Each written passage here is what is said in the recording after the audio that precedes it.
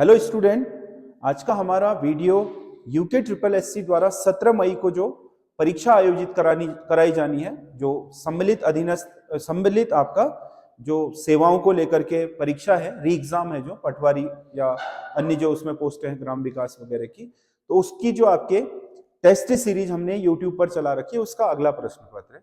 इस प्रश्न पत्र को हमने उस पैटर्न पर भी बनाया है जो वर्तमान में यूके ट्रिपल एससी अपना रहा है, और साथ ही साथ इसमें हमने सिलेबस को भी वही कवर किया है जो यूके ट्रिपल एससी का वर्तमान सिलेबस है।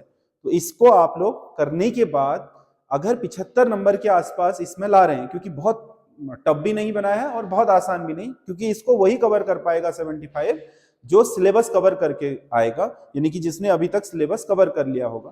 तो अगर आप 75 के आसपास इसमें नंबर ला रहे हैं तो ये समझिए कि आपकी तैयारी बेहतरीन है, और पूरा एक महीना आप बढ़िया तरीके से रिवीजन करिए और हमारी टेस्ट सीरीज लगातार देते रहिए, क्योंकि ये यूट्यूब में है। और इसके अलावा इसका जो पीडीएफ है वो हमारे टेलीग्राम चैनल संजय देव क्लासेस में है। अगर आपको उसका लिंक चाहिए तो यूट्यूब के ही डिस्क्रिप्शन में उसका लिंक पड़ा हुआ है, वहां से आप लिंक उठाएंगे तो आपको इसमें अभी तक जो आज ये पेपर है 8वां, 8 के 8 पेपर आपको मिल जाएंगे। और हम कोशिश कर रहे हैं कि 20 तक आपको इसमें क्वेश्चन पेपर हम हल कराएं, और वो टेलीग्राम में भी फ्री ऑफ कॉस्ट है, और यहाँ पर मैं उसको आपके सॉल्व करा रहा हूं। जहां पर आपको किसी क्वेश्चन में दिक्कत है तो आप यहां पर उसको चेक कर सकते हैं, और मैं ऑप्शन में भी इनमें बहुत सारी चीजें आपको बताने वाला हूं। तो सबसे पहले आप हमारे चैनल को सब्सक्राइब कर लीजिए और इस वीडियो को लाइक करें, और कमेंट इसमें जरूर बताएं हमें कि आप लोगों को कोई कंफ्यूजन हो किसी क्वेश्चन को लेकर के, क्योंकि कई बार क्या होता है कि फ्लो में कुछ चीजें, एक आध चीजें गलत भी हो जाती हैं 100 नंबर के पेपर में, और वो फैक्चुअल चीजें या फिर टाइपिंग से रिलेटेड कोई दिक्कत हो जाती है। तो आप डिस्क्रिप्शन, इसके जो कमेंट्स बॉक्स है उसमें आप लोग हमें कमेंट्स जरूर लिखिएगा, उससे हमें कई हद तक चीजें पता चल जाती हैं, क्योंकि अगर कोई खामी है तो उसे हम सही कर सकें या उसमें बता सके कि ये खामी है और कोई स्टूडेंट उससे कंफ्यूज ना हो। तो इसीलिए आप लोग कमेंट करना ना भूलें, और अपने नंबर भी जरूर शेयर करिएगा, क्योंकि 75% अगर इसमें ला रहे हो तो आप बहुत बढ़िया स्थिति में हो। तो इसमें पहला भाग 1 है 20 नंबर का हिंदी। तो इसमें पहला क्वेश्चन है, संग्रहालय शब्द का सही संधि विच्छेद क्या होगा। एक्चुअल में जो संग्रहालय शब्द बना है वो 3 शब्दों से बना हुआ है, सम, धन, ग्रह, धन, आलय। तो इसमें आपके क्या है, इसमें जो संधि हो रही है, इस संधि में ये 3 शब्दों की संधि है, 2 शब्दों की नहीं। तो इसलिए ये होगा सम, धन, ग्रह, धन, आलय। निम्नलिखित में से हिंदी वर्णमाला के वत्सर्य व्यंजन कौन से। वत्सर्य व्यंजन का मतलब ऐसे व्यंजन जिनका उच्चारण करते समय हमारे दांत के पीछे के ऊपरी मसूड़े पर जीभ टच करती है। वैसे तो मूर्धन्य भी है ये, है ना, मूर्धन्य व्यंजन के अंतर्गत भी आने चाहिए, लेकिन जो आपके क्या है ये है, उसकी मूर्धन्य की तरफ पूरा जीभ नहीं जाती बल्कि हल्का टच करके आ जाती है, तो इसीलिए इन्हें वत्सर्य बोलते हैं, रॉ और लौ। इसके अलावा नौ और सौ, सौ और आगत वर्णों में जौ, जौ नहीं, जौ तो नहीं है, जौ।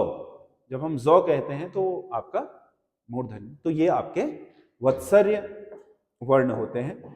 अगला, राष्ट्रभाषा के बिना राष्ट्र गूंगा है, उक्त कथन किसने कहा था। ये कथन कहते महात्मा गांधी ने, राष्ट्र भाषा के बिना राष्ट्र गूंगा है। और उन्होंने हमेशा सिफारिश करी, जो 1937 में महात्मा गांधी ने वर्धा योजना पेश की थी भारतीय शिक्षा के लिए अपने हरिजन समाचार पत्र से, तो उसमें उन्होंने प्राथमिक शिक्षा को अनिवार्य और निःशुल्क करने और उसके साथ साथ उसे मातृभाषा में ही दिए जाने की सिफारिश भी की थी।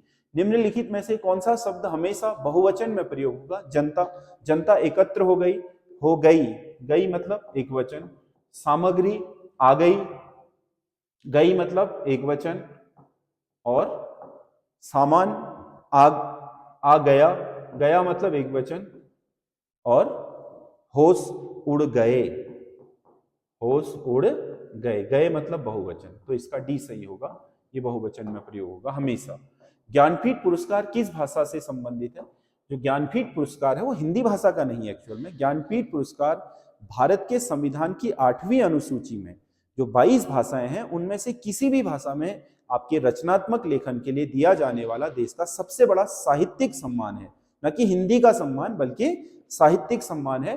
तो इसमें 22 उन सभी भाषाओं को कवर किया जाता है जो 8वीं अनुसूची में शामिल है। अब 8वीं अनुसूची में क्या क्या है बताओ।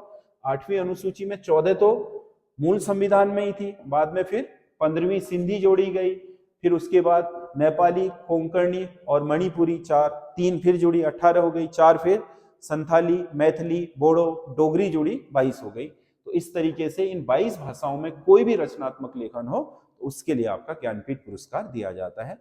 छायावाद की प्रथम कृति किसे कहा जाता है? छायावाद की पहली कृति है झरना।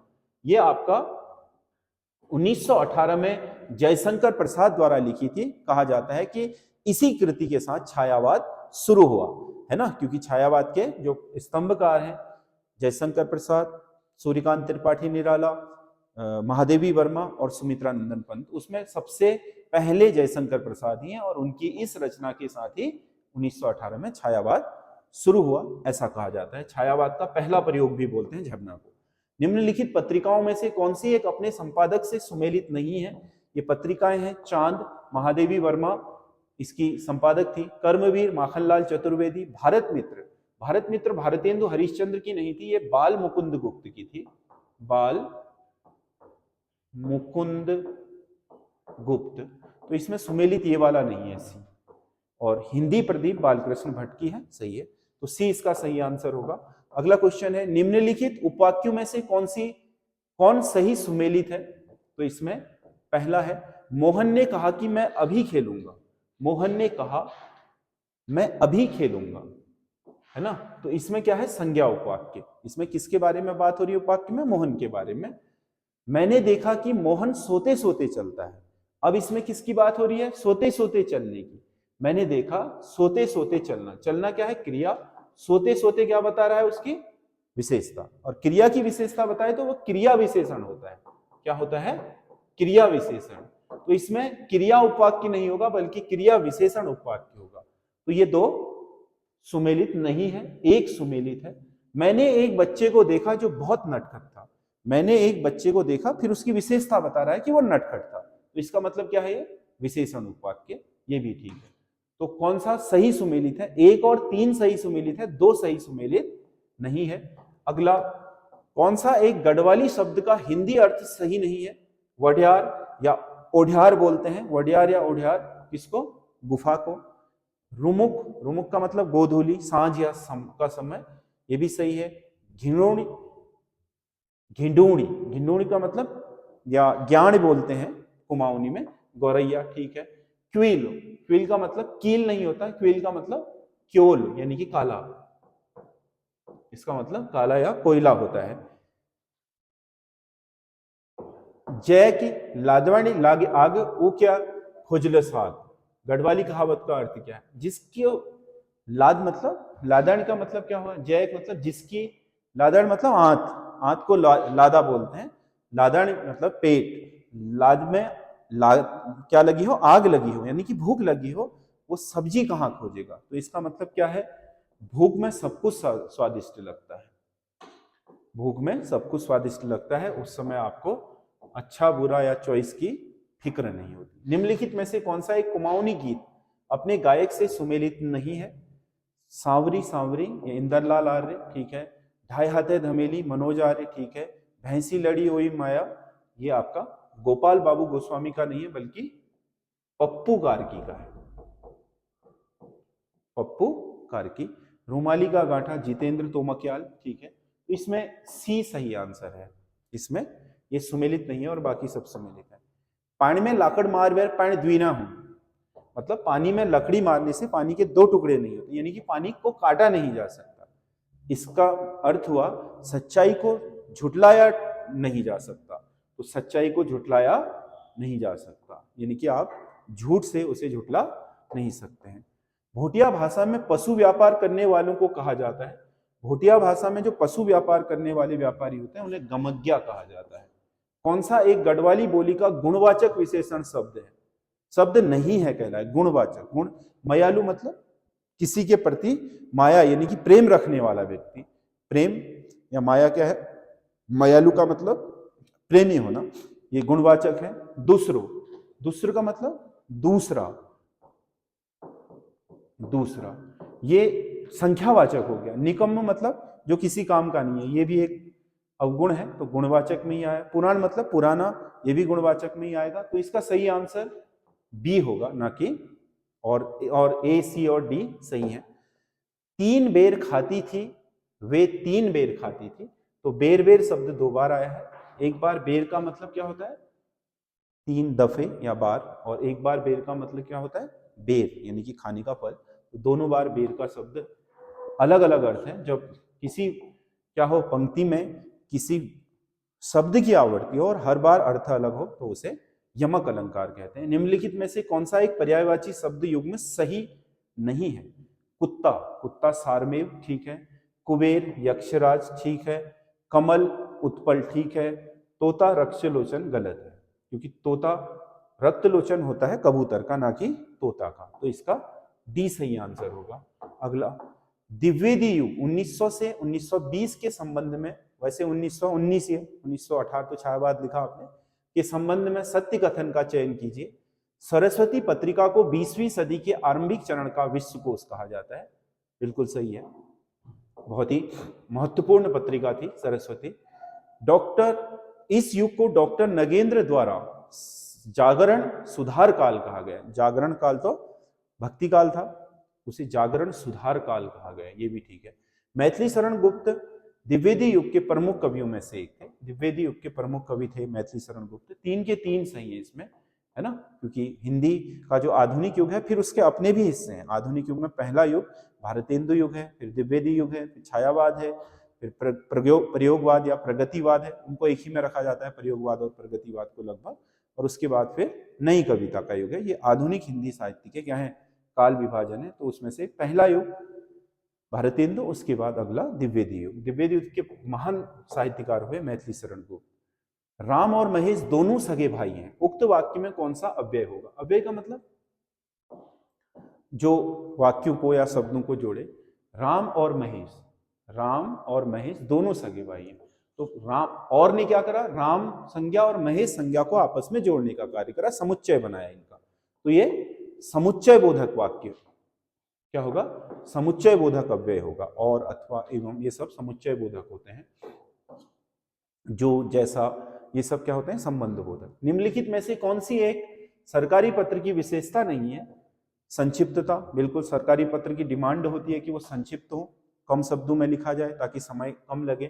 प्रेषक लिखना जरूरी है, सरकारी पत्र में अनिवार्य। क्रमबद्धता मतलब चीजें क्रम से हों, जरूरी है। विनयशीलता ये जरूरी नहीं है, आप उसको केवल उसी औपचारिकतापूर्ण तरीके से लिखोगे जिस फॉर्मेट में वो लिखा जाता है, उसमें विनय या कोई आत्मीयता दिखाने की जरूरत नहीं होती। वर्तनी की दृष्टि से कौन सा शब्द युग में सही है? बारात बसंत,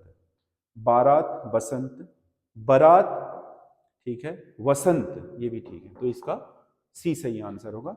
ये 20 क्वेश्चन है हिंदी वाले। तो आप हमें पहले हिंदी में कमेंट करके बताइएगा कि 20 में से कितने ला रहे हो, क्योंकि इसमें कुमाऊनी गढ़वाली शामिल होने से थोड़ा विविधतापूर्ण हो गया है।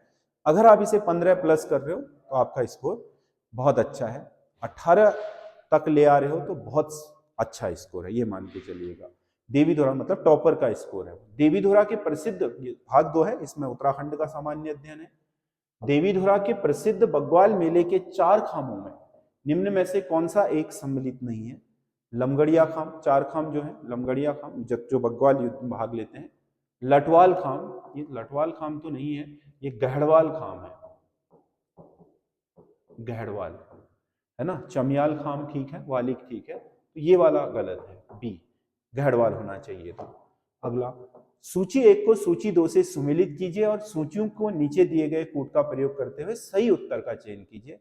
तो कुछ जौनसारी हस्तियां हैं, उनके क्षेत्र बताए गए हैं। तो इसमें सूची 1 में जो हस्ती हैं, पंडित शिवराम, ये जौनसार के प्रथम कवि हैं। गुलाब सिंह जौनसार भाबर में राजनीति के जन्मदाता कहलाते हैं। राजनीतिक जो अभी जौनसार जो चक्राता सीट है, चक्राता सीट से जो विधायक है प्रीतम सिंह, है ना, उनके पिता रहे हैं गुलाब सिंह। और वो बहुत ही क्या जाने माने राजनीतिज्ञ रहे और जौनसार भाबर के इस पद पर पहुंचने वाले पहले व्यक्ति भी थे। केदार सिंह प्रथम समाज सेवी, रतन सिंह जौनसारी आधुनिक कवि। तो इसका a का 2, 2 का 1, 3 का 4, 4 का 3, 2 1 4 3, 2 1 4 3, तो इसका सही आंसर हुआ डी। अगला, 2011 की जनगणना से संबंधित निम्न में से कौन सा एक सुमेलित नहीं है? पुरुष साक्षरता 2011 में पुरुष साक्षरता 87.40 है, ठीक है। लिंगानुपात 962, नहीं, ये गलत हो गया क्योंकि ये बड़ा है। एक 2001 में था 962, ये 963 हो गया है, तो यही सुमेलित नहीं है। सिख जनसंख्या टोटल आबादी में राज्य की 2.34% सही है। बौद्ध धर्म की सर्वाधिक आबादी देहरादून जिले में है, ये भी सही है। बौद्धिस्ट सबसे ज्यादा यहाँ देहरादून में ही है, तो बी सही है, जो सुमेलित नहीं है। बाकी सारे गलत, बाकी सारे सही हैं। उत्तराखंड में देवभूमि परिवार पहचान पत्र योजना, इसमें परिवार पहचान पत्र बनाया जा रहा है। इसको कौन बनाएगा? इसको बनाएगा नियोजन विभाग। नियोजन विभाग यानी कि उत्तराखंड का जो प्लानिंग विभाग है वो बनाएगा। निम्नलिखित में से कौन सा कथन सत्य नहीं है? टमटा सुधारणी सभा को शिल्पकार सुधारणी सभा का नाम 1913 में दिया गया। टमटा सुधारणी सभा जो 1905 में बनी थी, शिल्पकार सुधारणी सभा इसे 1913 में नाम मिला। समता समाचार पत्र जो दलितों के अधिकारों के लिए अल्मोड़ा से छपना शुरू हुआ, है ना, लक्ष्मी देवी टमटा भी इसकी क्या बनी? संपादक बनी, है ना। तो ये बहुत ही महत्वपूर्ण समाचार पत्र था 1934 में। कुमाऊं में शिल्पकार सुधारणी सभा 1925 में बनी। कुमाऊं शिल्पकार सुधारणी सभा 1925 नहीं 1931 में बनी। ये हो गया है गलत। शिल्पकार आंदोलन के प्रमुख नेतृत्वकर्ता खुशीराम आर्य थे, ये भी सही है। तो इसमें से सी इसका सही आंसर होगा, क्योंकि बाकी सारे सही हैं, सी वाला गलत है, गलत ही पूछ रहा है। अल्मोड़ा में लंदन मिशनरी सोसाइटी की स्थापना किसने की? लंदन मिशनरी सोसाइटी जो ईसाई धर्म प्रचार के लिए स्थापित की थी, वो पादरी रेवरेंड ने की थी, तो इसका बी सही आंसर होगा। पवाली कांठा केदार यात्रा की कुल लंबाई कितनी है? पवाली कांठा केदार यात्रा जो पवाली कांठा टेहरी के उससे शुरू की जाती है, पवाली कांठा से, ये 29 किलोमीटर लंबी एक उत्तराखंड की स्थानीय धार्मिक यात्रा है। अगला, ब्रिटिश सरकार द्वारा किसे CSI की उपाधि दी गई थी? CSI companion of star India, CSI या CII होता था, है ना। CIE मतलब CIE यानी कि कैंपेनियन ऑफ आपका इंडियन एम्पायर, यानी कि ब्रिटिशर्स अपने उससे देते थे, तो ये कीर्ति शाह को दी गई थी अंग्रेजों द्वारा, CSI या CIE की उपाधि। गोरखा न्याय प्रशासन के संबंध में कौन सा कथन सत्य है? गोरखों की न्याय व्यवस्था अत्यंत विलंबकारी थी, ये गलत है। विलंब तो करते ही नहीं थे, न्याय पहुंचे या नहीं पहुंचे, दीप से भी क्या कर देते? तुरंत न्याय करते थे। ये सैनिक न्याय व्यवस्था थी, बिल्कुल। इनके सैनिक सुब्बा ही क्या होते थे? सबसे बड़े न्यायकर्ता होते थे। एक कोड भी बनाई थी जिसमें न्यायकर्ता को विचारी कहा जाता था, जो निरंकुश होता था, यानी कि वो किसी के दबाव में नहीं होता था। तो 2 और 3 तो सही है, एक सही नहीं है। 2 और 3 सही है, तो इसका डी सही आंसर होगा। अगला क्वेश्चन है, सूची 1 को सूची 2 से सुमेलित कर सही विकल्प का चयन कीजिए। कुछ स्थान दे रखे हैं और उन स्थानों से संबंधित आपके क्या दिए हैं? खनिज दिए हैं। तो इसमें थपीला जाना जाता है जिप्सम के लिए, रजगेवा जाना जाता है फास्फोरेट के लिए, चंडाक पिथौरागढ़ मैग्नेसाइट के लिए, डोई वाला चूना पत्थर के लिए, चूना पत्थर के लिए। तो इसमें ए का 2, बी का 4, सी का 1 और डी का 3, 2 4 1 3, 2 4 1 3, ए सही आंसर होगा। अगला क्वेश्चन है, थारू जनजाति के संबंध में कौन सा कथन असत्य है? इसमें गोत्र को कुरी कहा जाता है। थारू जनजाति में गोत्र को कुरी कहते हैं, बिल्कुल सही है। इसमें विवाह पक्का होने की बात कट्टी कहलाती है, ये गलत है। ये पक्की पौड़ी कहलाती है। विवाह पक्का होना पक्की पौड़ी कहलाता है, और विवाह ये बात कट्टी कहलाती है जिस दिन विवाह की तारीख पक्की हो जाए। विवाह पक्का होना अलग है, तारीख निकालना, दिन निकालना अलग। जिस दिन दिन निकाल के वो कर दिया है उसे बात कट्टी कहेंगे, तो पक्की पौड़ी होगा। ये इसका सही हो गया। सगाई को अपना पराया कहते हैं। विधवा विवाह पर किया जाने वाला भोज लठवरवा भोज कहलाता है, ये भी ठीक। तो बी सही होगा इसमें। इसमें पक्की पौड़ी होना चाहिए, न कि बात कट्टी। अगला 32वां, उत्तराखंड की विधानसभा में सीटों का परिसीमन भौगोलिक परिस्थितियों के आधार पर मैदानी क्षेत्रों के पक्ष में झुकता जा रहा है। बिल्कुल सही है। भौगोलिक परिस्थितियां देखें तो मैदान में ज्यादा जनसंख्या रहती है तो परिसीमन का झुकाव वहीं होगा, क्योंकि अगर हम देखें तो 3 डिस्ट्रिक्टों के पास अधिकतर सीटें चली जाएंगी। जो सीट बढ़ाने की बात हो रही है कि 1.5 गुना कर दी जाएंगी अगर परिसीमन हुआ तो उनको लाभ मिलेगा। बिल्कुल सही है ये, मैदानी भागों को अगर जनसंख्या के आधार पर हुआ। भारतीय संविधान के अनुच्छेद 170 के अनुसार राज्य विधानसभाओं के निर्वाचन क्षेत्रों का निर्धारण मुख्य रूप से जनसंख्या के आधार पर, अब तक जो होता था जनसंख्या के आधार, अब इसमें आपको पता है लोकसभा में भी ये बिल सीट बढ़ाने वाला 850 करने वाला गिर गया है। उसकी वजह यही है कि दक्षिण भारतीय राज्यों को उसमें जनसंख्या के आधार पर लॉस हो जा रहा है।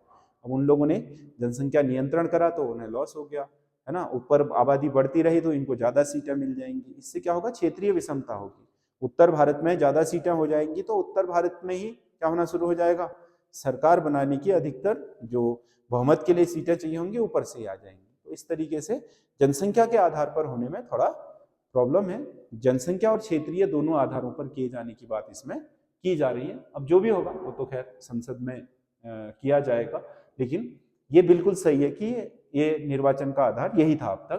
तो यही आधार है, इसीलिए झुक रहा है मैदानों की ओर। नहीं तो मैदानों के पास क्या है, 13% के करीब आपका क्षेत्रफल है, 87% पहाड़ों में है, 29 ही सीटें हैं। सॉरी, अगर हम पहाड़ों को देखें तो बहुत कम सीटें हैं। अगर हरिद्वार की सीटें ले लें तो 11 की 11 सीटें क्या है आपके मैदानी हो गई। उधम सिंह नगर की 9 की 9 सीटें मैदानी हो गई, 20 सीटें। देहरादून की अगर चक्राता मसूरी सीट को छोड़ दें तो 10 में से 8 वो हो गई, 28 सीटें, है ना। उसके अलावा अगर हम देखें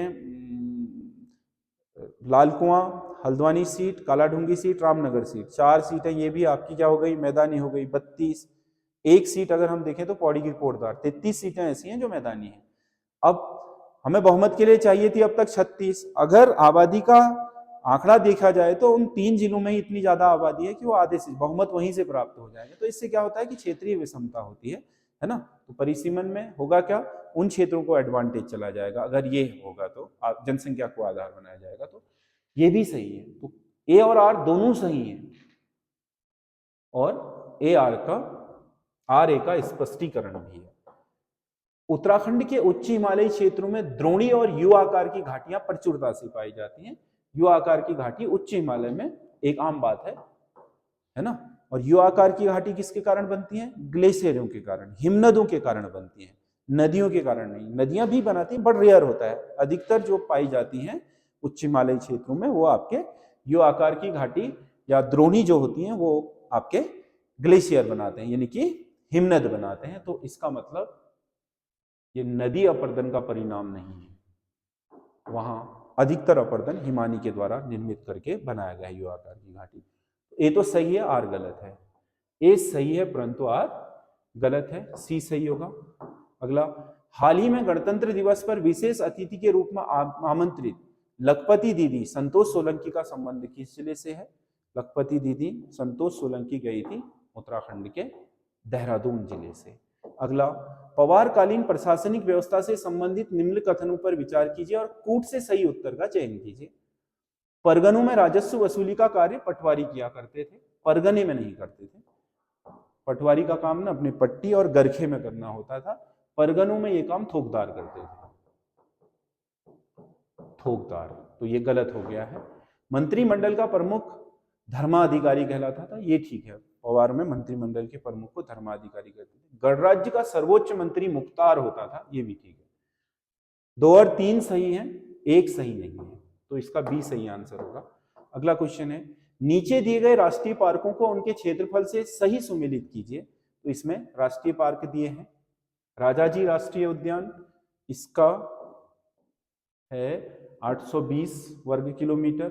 गंगोत्री सबसे बड़ा है, 2389 वर्ग किलोमीटर है लगभग। गोविंद राष्ट्रीय उद्यान ये आपका 472 है।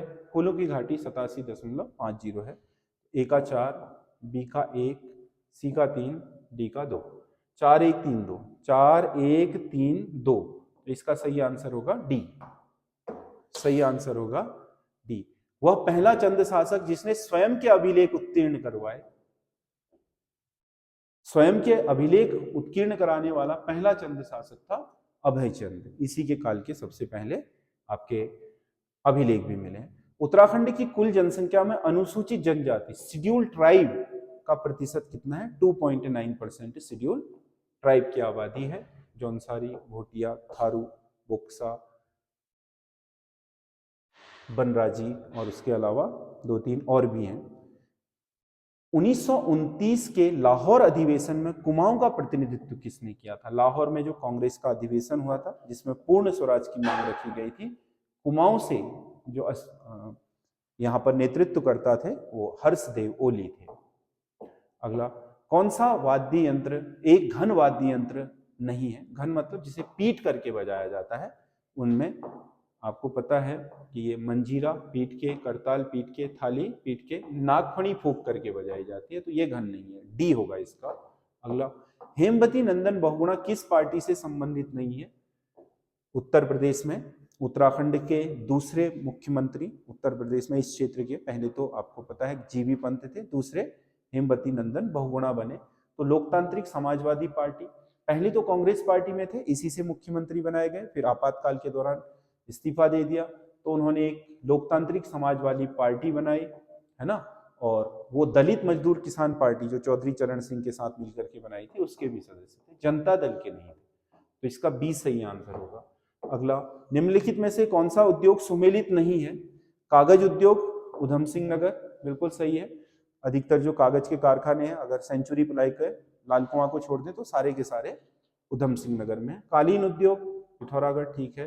ताम्र उद्योग अल्मोड़ा, ठीक है, तांबे के बर्तन। कत्था उद्योग देहरादून नहीं, हल्द्वानी है कत्था उद्योग, तो इसका डी सही आंसर होगा। अगला, पंचक की घराट को केंद्र सरकार द्वारा लघु उद्योग का दर्जा किस वर्ष दिया गया? लघु उद्योग घराट को बनाया गया 2001 में घोषित किया गया, और इसे उरेडा द्वारा इन्हें अब संरक्षित भी किया जा रहा है। राज्य वृक्ष बुरांश के संबंध में कौन सा कथन सत्य नहीं है? यह 1500 मीटर से 4000 मीटर तक की ऊंचाई पर पाए जाते हैं, बिल्कुल सही है। इसके वृक्ष 50 से 60 फीट तक ऊंचे होते हैं, ये गलत है। 20 से 25 फीट होती हैं बुरांश के जो पौधे होते हैं उनकी लंबाई, तो ये गलत हो गया है। इसके फूल फरवरी से अप्रैल तक खिलते हैं, बिल्कुल सही है, फरवरी से शुरू हो जाते हैं। बुरांश में ऊंचाई के साथ साथ फूलों का रंग हल्का पड़ जाता है, पहले गहरा लाल, फिर हल्का लाल, है ना, फिर बैगनी, फिर ऊपर सफेद हो जाता है, तो ये भी सही है। तो इसमें से कथन सत्य वाला बी नहीं है, बाकी 3 के 3 सत्य हैं। अगला, राज्य स्तर पर उत्तराखंड सरकार द्वारा तैयार किया जा रहा उपभोक्ता मूल्य सूचकांक का आधार वर्ष क्या होगा? जो उत्तराखंड सरकार ने उपभोक्ता मूल्य सूचकांक तैयार किया है उसमें आधार बेस जो ईयर होगा जहां से उपभोक्ता मूल्य की गणना की जाएगी वो 2017-18 का होगा उपभोक्ता मूल्य सूचकांक। अगला, पीएम किसान सम्मान निधि योजना के संबंध में असत्य विकल्प का चयन कीजिए। प्रधानमंत्री किसान सम्मान निधि योजना यह केंद्र सरकार द्वारा वित्त पोषित योजना है, बिल्कुल सही है। इसमें पात्र किसानों को समान किस्तों के रूप में कुल 6000 रुपए की धनराशि प्रतिवर्ष दी जाती है, कुल 6000, 2-2 हजार की 3 समान किस्तों में, ये भी ठीक है। इस योजना का उद्देश्य किसानों को न्यूनतम आय संबंधी सहायता प्रदान करना है, बिल्कुल ये भी ठीक है, कम से कम एक आय उनके पास हो। राज्य सरकार इस योजना में 10% की भागीदार है, ये गलत है। 100% भागीदारी किसकी है? केंद्र की। राज्य सरकार की कोई भागीदारी इसमें नहीं है, 100% केंद्र प्रायोजित है। अगला, निम्नलिखित में से किसका प्राचीन नाम मढ़ था? मढ़ नाम था लाखा मंडल का। देहरादून में यमुना घाटी में जो लाखा मंडल है उसका नाम मढ़।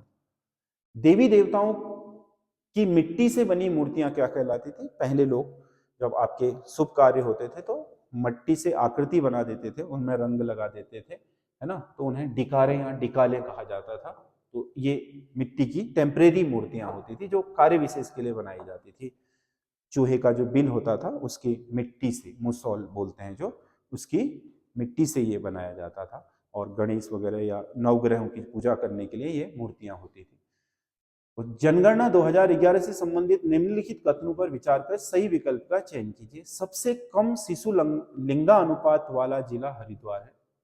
सबसे कम शिशु लिंगानुपात पिथौरागढ़ जिले में था, ना कि हरिद्वार में, तो इसमें पिथौरागढ़ आएगा। ये गलत हो गया है। राज्य के 9 जिलों का लिंगानुपात 1000 से अधिक है, ये भी गलत है। केवल 7 जिलों का लिंगानुपात 1000 से अधिक है, 6 जिलों का नहीं है। राज्य में सर्वाधिक लिंगानुपात और शिशु लिंगानुपात वाला जिला अल्मोड़ा है। इसमें दोनों में ही लिंगानुपात में अल्मोड़ा पहले। तो केवल 3 सही है, 1 और 2 सही नहीं है, तो इसका सी सही होगा। व्यासी, जेठरा और छापड़ा किसकी उप जनजातियां हैं? ये व्यासी, आपको पता है ऊपर व्यास घाटी में रहने वाले लोगों को व्यासी कहा जाता है। ये सब भोटिया की है, भोटिया जनजाति। पिथौरागढ़ जिले में स्थित कोटली विष्णु मंदिर को किस वर्ष राष्ट्रीय धरोहर घोषित किया गया है? कोटली विष्णु मंदिर पिथौरागढ़, ये 2019 में इसे राष्ट्रीय धरोहर में शामिल किया गया है।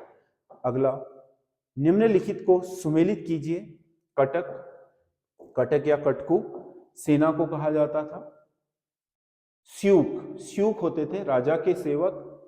खेड़ी कपीनी होते थे, खेड़ी कपलीनी ये आपके कुली बेगार, बेगार करने वाले मजदूरों को। और रंग गली, रंगतली होता था शायद, रंगगली नहीं, ये लेखकों के लिए प्रयोग होता था।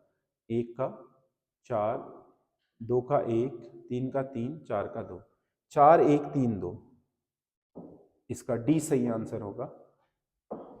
अगला क्वेश्चन है, किस चंद शासक ने गढ़वाल नरेश फतेहपति शाह को पराजित किया?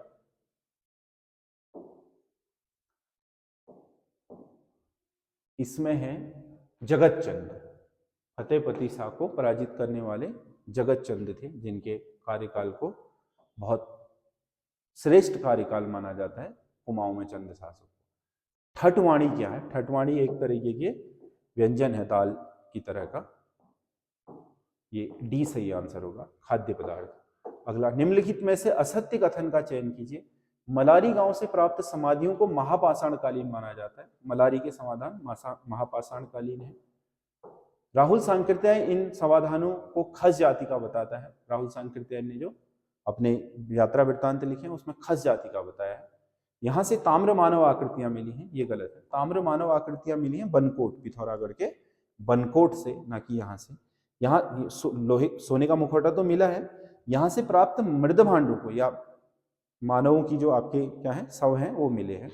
यहाँ से प्राप्त मृद भांड को पाकिस्तान की स्वात घाटी के समान माना जाता है, ये भी सही है।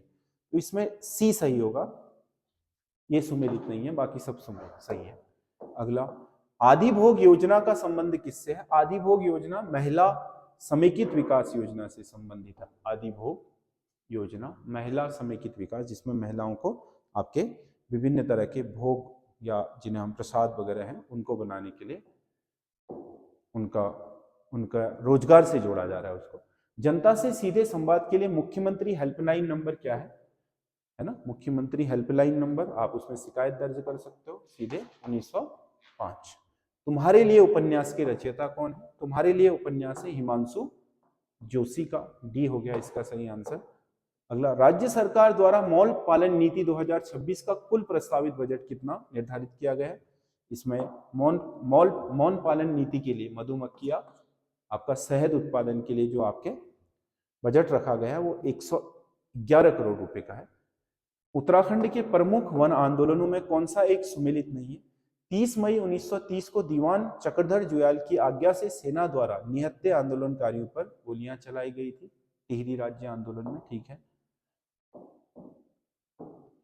रवाई या तिलाड़ी कांड के नेतृत्वकर्ता दयाराम रबल्टा थे, ये भी सही है। इन्होंने ही क्या करा था, अपनी एक सभा बना करके उन्हें तिलाड़ी मैदान में बुलाया था, जो टिहरी वन कानून था 1930 का, उसका विरोध करने के लिए। तो दोनों सही है, 1 और 2 दोनों सही है। ये 40 क्वेश्चन उत्तराखंड के विभिन्न जो आपके सिलेबस हैं उनसे हैं। और अब है भाग 3 जीएसजी के रीजनिंग वाला। प्राचीन काल के भारत पर आक्रमण के संबंध में निम्नलिखित में से कौन सा एक सही कालक्रम है? तो इसमें सबसे पहले कौन आए थे? यूनानी, हाँ यूनानी आए थे, फिर शक आए, फिर कुषाण आए, ये ठीक है। जो पहली शताब्दी ईसा पूर्व भारत में आक्रमण शुरू हुए थे, उसमें यूनानी सबसे पहले थे। यवन आक्रमण, पुष्यमित्र शुंग के काल में ये आक्रमण शुरू हो गए थे। फिर शक, जिसमें रुद्रदामन बहुत महत्वपूर्ण शासक हुआ, जिसके जिसके आपके बेटी की शादी पुलमावी से भी हुई थी, सातवाहन, और कुषाण कनिष्क वाला ये पहली शताब्दी के बाद स्थापित हुए। तो इसमें ए सही आंसर है। और उसके बाद अगला है, महात्मा गांधी के राजनीतिक जीवन की निम्नलिखित घटनाओं का कालक्रम क्या है? चंपारण, अहमदाबाद मिल हड़ताल, खिलाफत आंदोलन, असहयोग। चंपारण 1917, अहमदाबाद 18, खिलाफत 1919, असहयोग आंदोलन 1920। तो इसमें 1, 2, 3, 4 बी सही आंसर है। ये महात्मा गांधी द्वारा किए गए कार्यों का। निम्नलिखित युग्मों में से कौन सा एक सही सुमेलित नहीं है? शेख शिहाबुद्दीन सुहरावर्दी, सुहरावर्दी संप्रदाय जो 11 सूफी सिलसिले आए थे भारत में, उनमें से एक था। चैतन्य महाप्रभु भक्तिकालीन संत थे, भक्तिकालीन संत हुए जिन्होंने आपका गौड़ीय संप्रदाय की स्थापना की और कीर्तन नामक आपके जो गायन पद्धति है भक्ति संगीत की, उसे जन्म दिया। चैतन्य महाप्रभु या गौरांग महाप्रभु। मिन्हास उस सिराज, सूफी मत के संस्थापक नहीं थे, मानता था मिन्हास उस सिराज, लेकिन ये एक इतिहासकार है दिल्ली सल्तनत काल का, ये सूफी मत का संस्थापक नहीं है। सूफी मत तो स्थापना तो आपके ईरान में हुई थी, शिया और सुन्नी संप्रदाय के बीच के मतभेदों को कम करने के लिए। बाद में फिर जो महमूद गौरी था, उसके साथ सूफी संत चिश्तिया संप्रदाय के ख्वाजा मोइनुद्दीन चिश्ती भारत आए। फिर उसके बाद एक के बाद 11 सिलसिले आए, लेकिन चिश्तिया ही सबसे ज्यादा फेमस हुआ। लल्लेश्वरी पहली महिला भक्तिकालीन संत थी, ये बिल्कुल सही है। लल्लेश्वरी एक भक्तिकाल के दौरान सबसे पहली महिला संत मानी जाती हैं। तो इसमें सी गलत है, बाकी सब सही है। अगला क्वेश्चन है, निम्न में से कौन सा तथ्य ऐसा है जो अकबर को राष्ट्रीय सम्राट सिद्ध करने में सहायक नहीं है? अकबर ने इस्लाम धर्म को त्याग दिया था, इसका कोई मतलब नहीं है।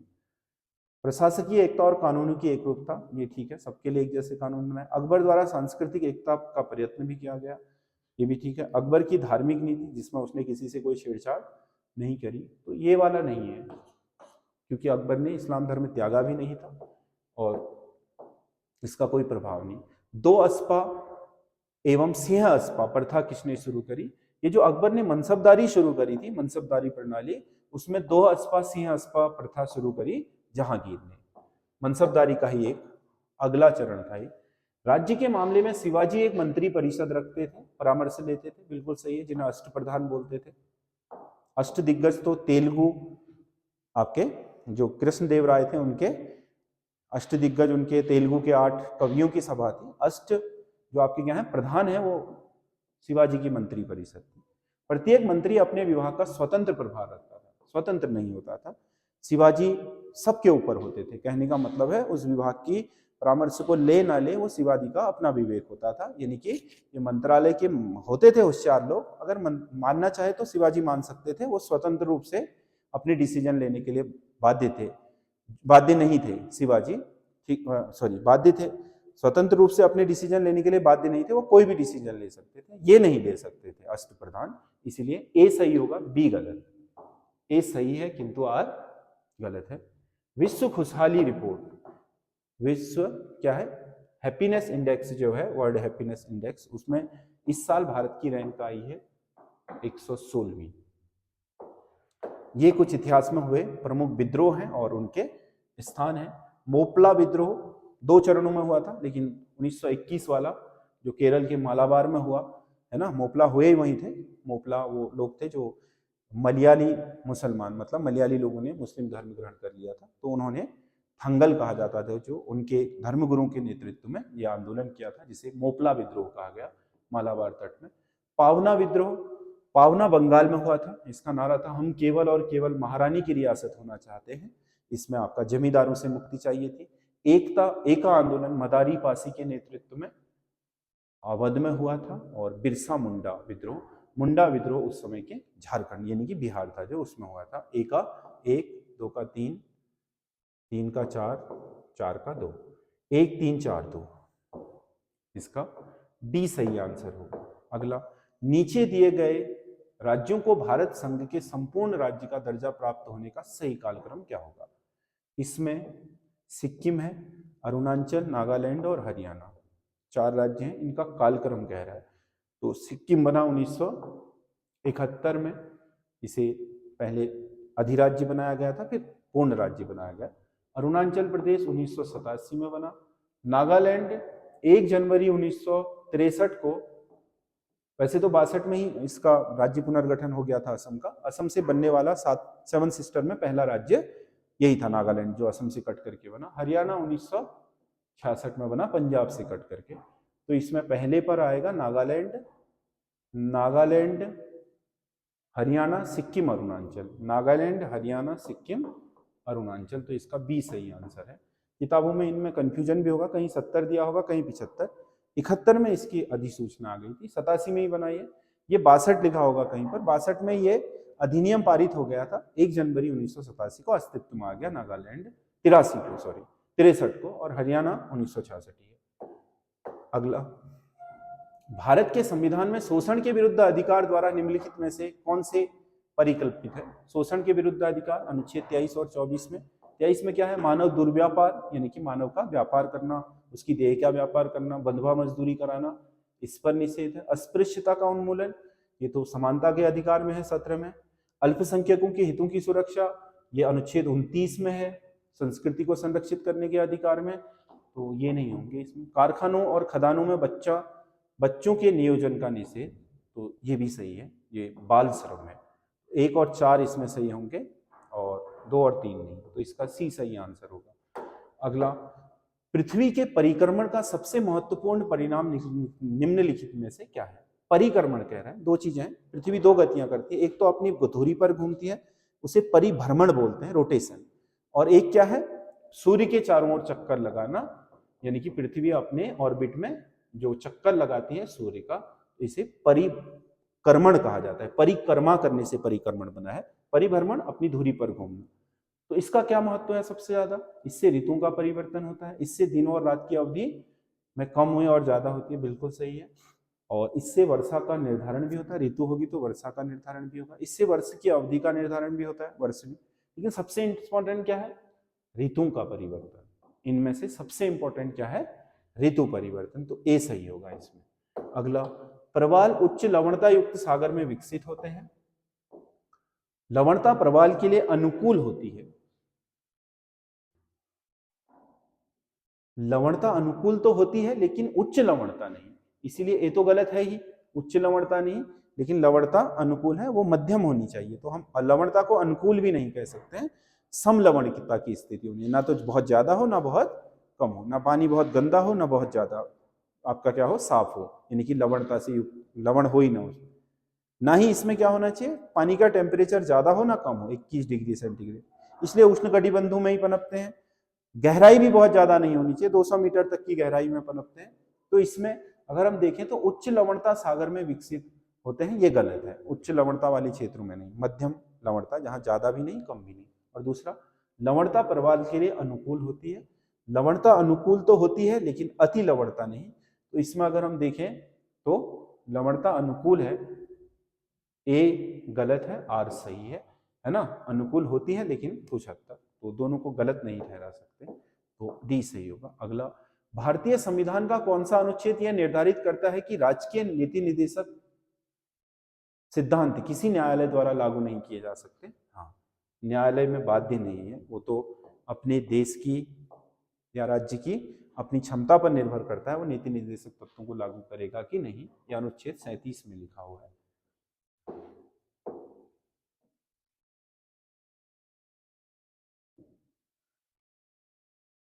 निम्नलिखित में से कौन सा एक सही सुमेलित है?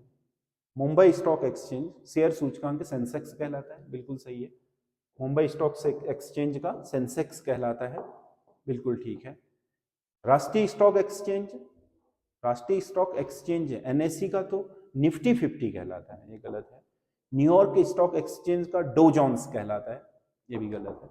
लंदन स्टॉक एक्सचेंज का कहलाता है financial times stock exchange. Fit क्या है, फिटजी है ना। फिफ्थ सी कहलाता है। तो ये निक्की तो जापान का है, ए सही है इसमें। बॉम्बे स्टॉक एक्सचेंज का शेयर सूचकांक सेंसेक्स, या कभी डॉलर में मापते हैं तो डॉलेक्स भी बोलते हैं, लेकिन सेंसेक्स ही हमें। किसी योजना के अंतर्गत सरकार ने यह वह कृषि नीति बनाई जिसमें हरित क्रांति को जन्म दिया। तीसरी पंचवर्षीय योजना में बनी थी यह कृषि नीति जिसमें हरित क्रांति को जन्म दिया। निम्नलिखित कथनों पर विचार कीजिए। भारत में राजकोषीय नीति केंद्रीय वित्त मंत्रालय द्वारा निर्धारित की जाती है। बिल्कुल सही है, फाइनेंस मिनिस्ट्री का काम है देश के लिए राजस्व या राजकोषीय नीति बनाना। मौद्रिक नीति का निर्धारण भारतीय रिजर्व बैंक द्वारा, आरबीआई बनाता है मौद्रिक नीति, मुद्रा से संबंधित जो भी है, ब्याज दर ब्याज कम करना ज्यादा करना जो भी है ना, सीआरआर, एसएलआर, बैंक रेट, सब ये निर्धारित करता है। RR, triple R, reverse repo rate सब वो क्या है, मौद्रिक नीति। सूची 1 को सूची 2 से सुमेलित कर कूट से सही विकल्प का चयन कीजिए। ये वित्त आयोग दे रखे हैं और उनके अध्यक्ष। पहला वित्त आयोग 1951 में जो बना था वो केसी नियोगी की अध्यक्षता में बना था। दूसरा के संथानम, 14वां रिजर्व बैंक के गवर्नर, पूर्व गवर्नर वाईवी रेड्डी, और 15वां एनके सिंह। अभी 16वां अरविंद जो पनगड़िया हैं उनके नेतृत्व में बना है। इसका सिफारिश है 31 तक चलेंगी 26 से, फिर नया बनेगा 17वां। ए का 4, बी का 3, सी का 2, डी का 1। 4 3 2 1, 4 3 2 1, 4 3 2 1। कौन सा एक युग्म सही सुमेलित नहीं है? स्वर्ण क्रांति बागवानी से है, बिल्कुल जो हमारे हॉर्टिकल्चर है उसके लिए गोल्डन रेवोल्यूशन हुआ था। नीली क्रांति मछली उत्पादन के लिए, मछली में 2 है, झींगा मछली के लिए गुलाबी क्रांति है। श्वेत क्रांति दुग्ध उत्पादन के लिए। भूरी क्रांति पेट्रोल के लिए नहीं, ये तो ब्लैक रेवोल्यूशन है पेट्रोल के लिए, पेट्रोलियम के लिए। भूरी क्रांति यानी कि ग्रे जो रेवोल्यूशन है वो उर्वरक के लिए थी, उर्वरक के लिए। तो सी सही आंसर होगा। कथन ए क्या है? पृथ्वी द्वारा सूर्य की परिक्रमा की समयावधि की तुलना में मंगल ग्रह द्वारा सूर्य की परिक्रमा की समयावधि कम है।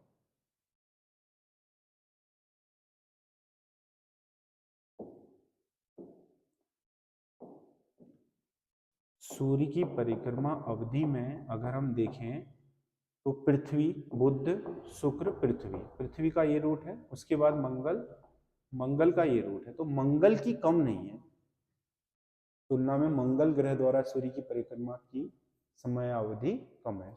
मंगल की कम नहीं है, मंगल की ज्यादा होनी चाहिए, क्योंकि बाहर से बनाएगा ना, जो जितना दूर होगा सूर्य से उतना ज्यादा बड़ा परिक्रमा पथ होगा। मंगल ग्रह का व्यास पृथ्वी के व्यास की तुलना में कम है। हाँ, मंगल ग्रह का जो व्यास है वो थोड़ा कम है किससे? पृथ्वी। लगभग समान है दोनों ग्रह, पर उसका व्यास थोड़ा सा कम है। ये सही है। ए तो गलत है, आर सही है। ए गलत है, आर सही है। परतदार चट्टानों के विषय में दिए गए निम्नलिखित कथनों पर विचार कीजिए। परतदार मतलब अवसादी चट्टानें। मूल रूप से चट्टान 3 तरह की होती है, आग्नेय चट्टानें, अवसादी चट्टानें और कायांतरित चट्टानें, रूपांतरित या कायांतरित। तो इसमें जो परतदार चट्टानें होती हैं अवसादी, परतदार चट्टानों में जीवाश्म होता है। परतदार चट्टानों के नीचे जो दबे हुए जीव होते हैं वो जीवाश्म यानी कि उनके अंश होते हैं। पेट्रोलियम वगैरह इन्हीं से निकलता है। परतदार चट्टानों में पृथ्वी की सतह पर जलीय तंत्र द्वारा निर्मित होता है।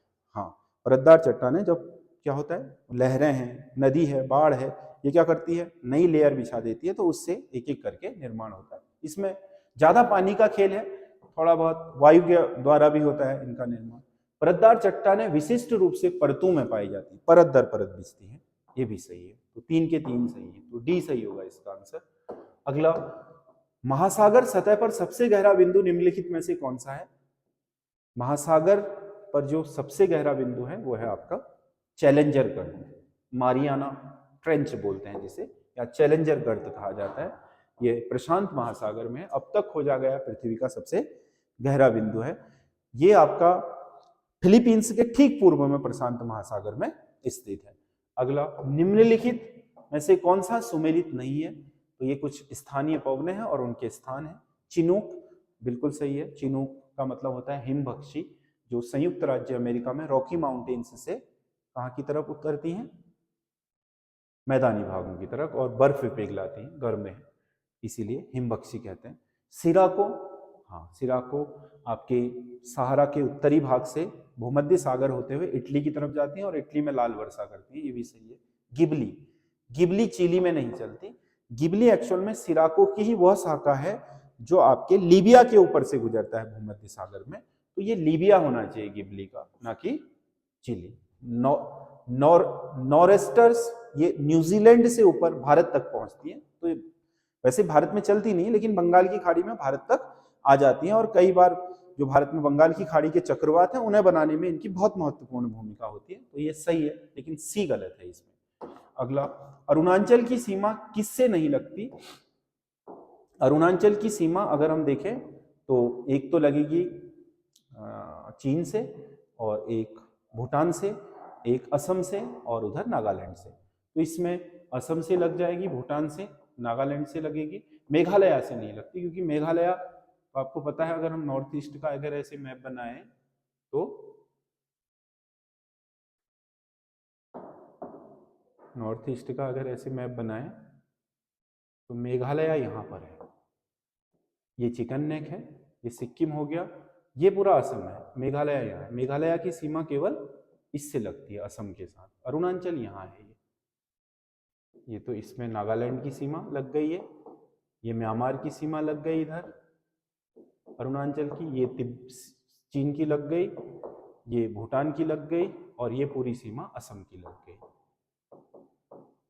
इसकी केवल असम से लगेगी। याला ग्लेशियर जो एशिया का पहला मृत ग्लेशियर घोषित कर दिया गया, कहाँ स्थित है, मतलब जिसका ग्लेशियर का स्वरूप पूरी तरीके से खत्म हो गया है, याला ग्लेशियर एशिया का पहला मृत ग्लेशियर है, ये आपके नेपाल में स्थित है, नेपाल में, जिसने अपना अस्तित्व खत्म कर दिया है, मतलब जलवायु परिवर्तन के कारण खत्म हो चुका है।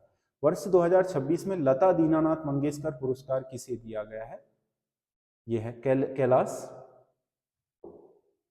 सत्यार्थी को। बी, हाल ही में 2026 में कौन सा बंदरगाह भारत का सबसे बड़ा ऑटोमोबाइल निर्यात बंदरगाह बना, गाड़ियों का निर्यात करने वाला बंदरगाह? ये गुजरात का मुद्रा पोर्ट बना है।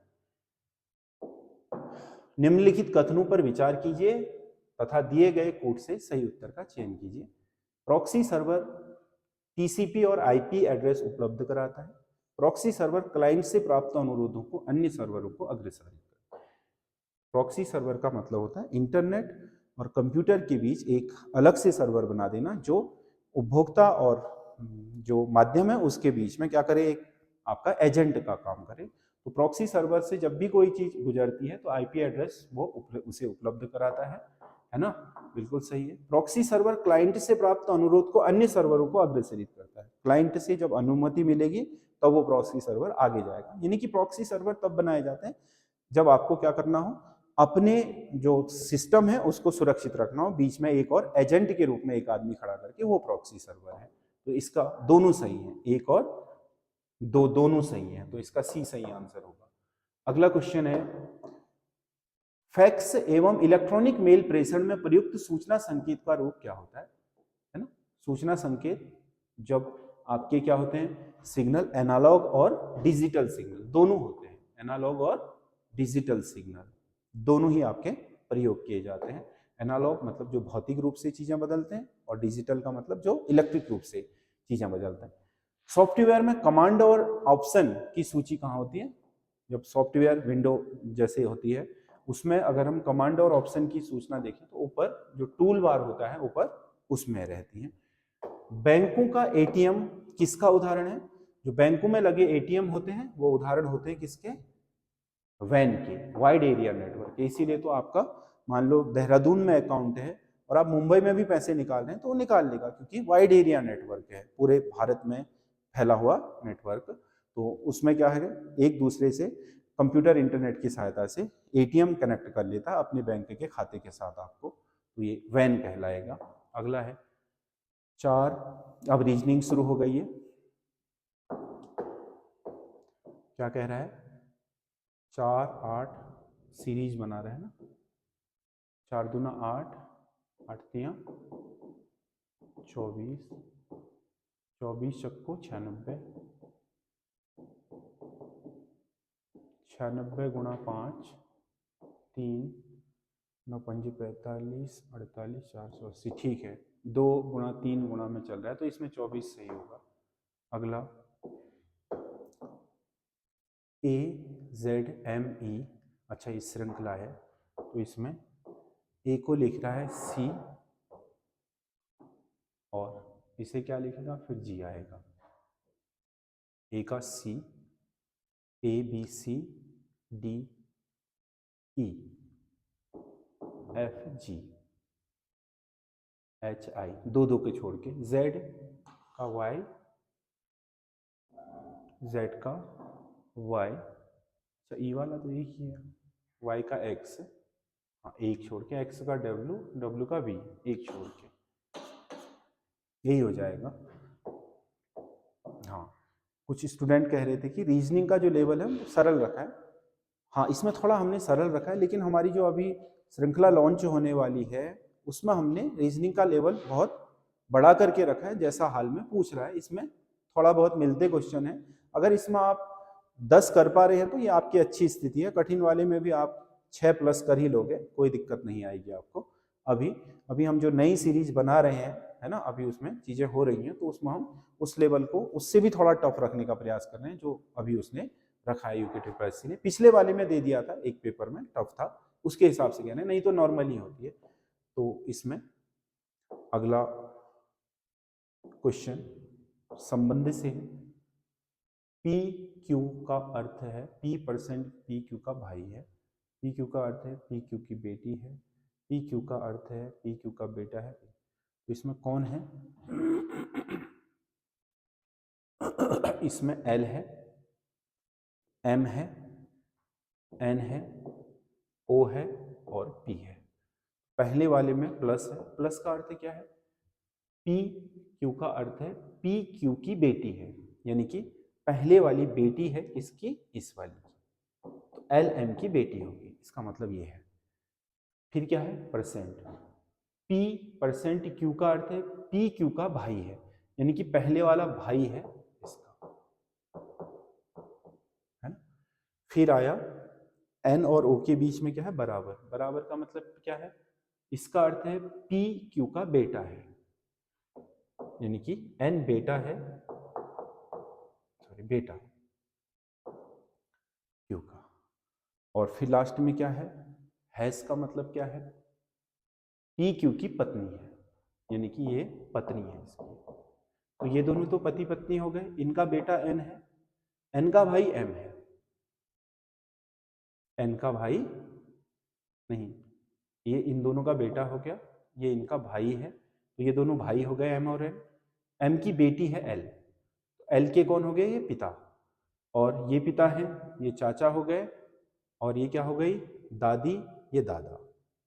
तो पूछ क्या रहा है? पी का एल के साथ संबंध, पी दादा होंगे एल के, पी क्या होंगे? एल के दादा। तो ए सही आंसर होगा इसका। अगला, उस विकल्प का चयन करें जो पांचवें पद से उसी प्रकार संबंधित है जिस प्रकार दूसरा पद पहले पद से और चौथा पद तीसरे पद से संबंधित है। तो इसमें कोडिंग डिकोडिंग ये है ना, ये इससे जैसे संबंधित है, इसको ऐसे ही करना है।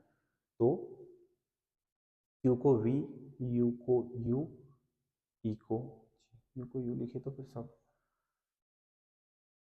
T को V लिख रहा है S,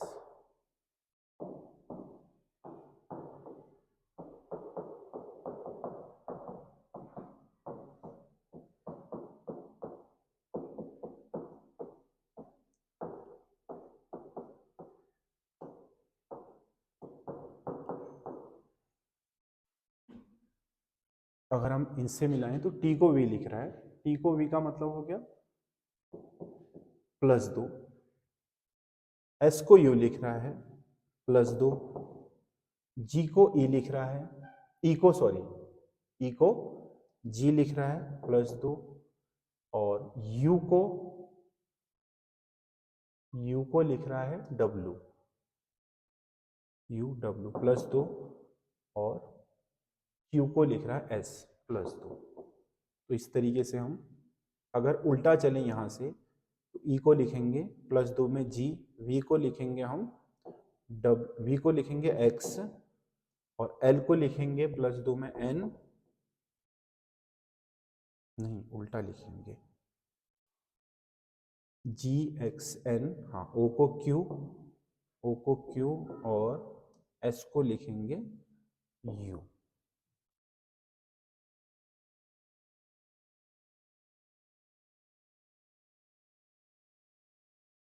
लास्ट वाला पहले के साथ मिलना चाहिए, पहला वाला लास्ट के साथ, लास्ट वाला पहले के साथ, पहला वाला लास्ट के साथ। जी एक्स एन क्यू यू, जी एक्स एन क्यू यू, ये वाला सही होगा, बी सही आंसर आएगा इसका। अगला क्वेश्चन है, ये आकृति दी है, उस विकल्प आकृति का चयन करें जो नीचे दी गई आकृति को अंतर्निहित है। इसमें से कौन सी वाली आकृति अंतर्निहित है? ये वाली तो, अच्छा ऐसे मोड़ है इसमें, हाँ ये वाली दिख रही है।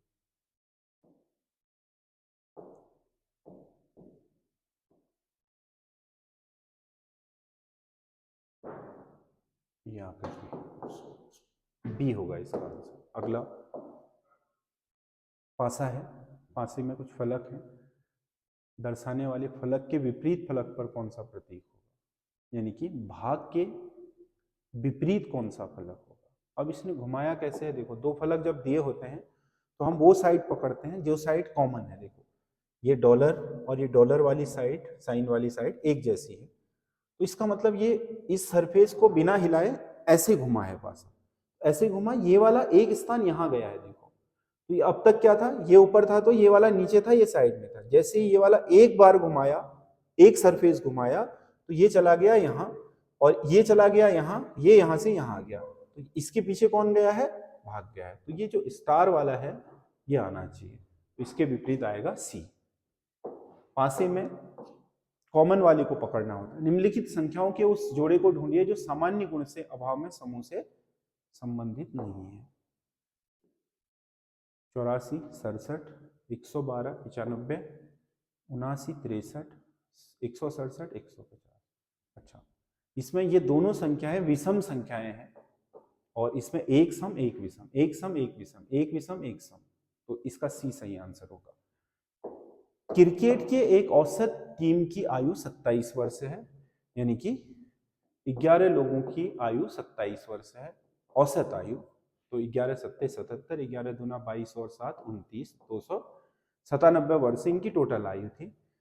दो खिलाड़ियों, इसमें से 24 तथा 27 वर्ष आयु वाले दो खिलाड़ी चले गए। 24 और 27 कितना हो गया, टोटल 51 वर्ष इसमें से क्या हो गया, इनको लॉस हो गया। आयु वाले दो लोग खिलाड़ी चले गए, उनके स्थान पर 23 वर्ष और 28 वर्ष आयु वाले नए खिलाड़ी आ गए। तो 23 और 28 भी तो 51 ही है, वो भी तो दोनों उतने ही वजन के आए, है ना। व्यक्तिगत वजन तो उनका कम ज्यादा है, लेकिन औसत में तो कोई कमी हुई नहीं, 51 से 51 कट गया, 297 ही रहा। तो औसत आयु क्या रहेगी टीम की, 27 वर्ष जो पहले से थी वही रही। अगला क्वेश्चन है, हरि ने पूर्व दिशा में 17 किमी की यात्रा की। हरि यहां से चला 17 किलोमीटर पूर्व में चला, पूर्व यही को है। फिर वह बाईं ओर मुड़ा, तो बायां उसका ये वाला हो गया, और 15 किलोमीटर चला। फिर वो बाईं ओर मुड़ा, एक बार और बायां मुड़ा, तो तीर के निशान में लेफ्ट ये है, फिर 17 किलोमीटर चला।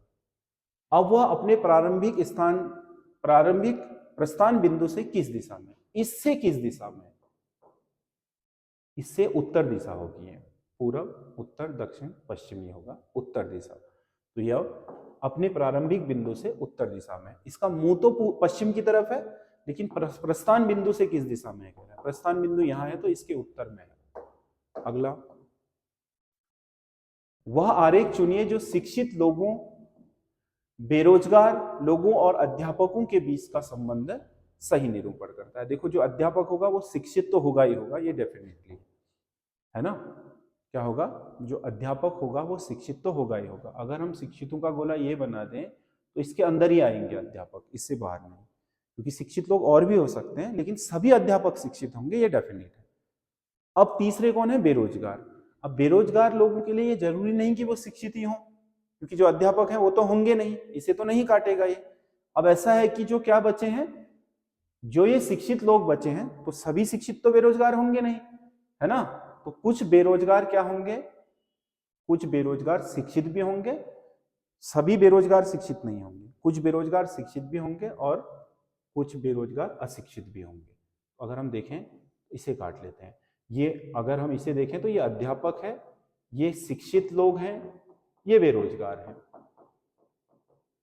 है ना, क्योंकि कुछ शिक्षित भी बेरोजगार हो सकते हैं, ये वाला, कुछ बेरोजगार अशिक्षित भी होंगे जो शिक्षित नहीं है, ठीक है। और जो भी अध्यापक है वो शिक्षित ही होगा, तो इसमें ए सही आंसर होगा, ए सही आंसर होगा।